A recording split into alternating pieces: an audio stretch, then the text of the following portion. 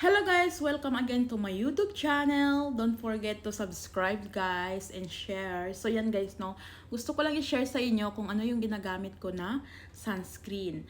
Para matakpan itong mga ano dito. Tingnan nyo naman, oh, mga pimples mark dito. At meron akong fresh na pimples dito. Ito naman is naalis na siya.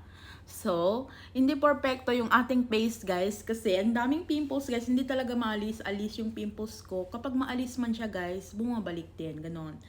So, yan guys, i-share ko sa inyo kung paano ko tinatakpan ito by sunscreen lang kasi nga ayaw ko mag-makeup guys kasi may ano, parang sensitibo talaga yung aking skin. So, ngayon guys, i-share ko sa inyo yung magandang sunscreen for me Ito, yung ma-recommend ko sa inyo is Sunkisses. So, maganda itong sunscreen na ito guys. Kasi guys is, ano na siya guys? Tinted sunscreen na siya. And 50 SPF+++++. O, diba? Ang daming plus, char. PA+++++. So, ito yung ginagamit ko guys kasi natatakpan niya talaga yung mga pimples mark ko dito. At saka, hindi na ako gumagamit ng kahit ano. Yan lang yung ginagamit ko to protect my skin from the sun. Oh, sana all English. So, yun nga. Ito yung ginagamit ko. Wala nga naman ano pa. Char. So, tingnan natin guys. Look. Maglagay lang tayo dito ng dalawa. Oh. Tingnan nyo naman guys. Oh, diba? Tapos nag-lighten yung aking face. Tuwing nilalagay ko itong sunscreen na to guys, is nag-lighten yung face ko after.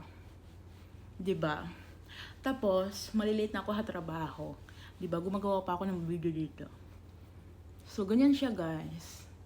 At maganda rin 'to, guys, kasi nga after mo use, guys, is hindi siya yung parang malagkit.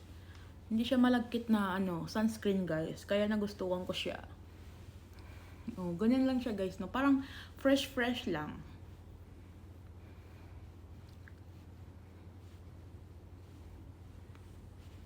Diba?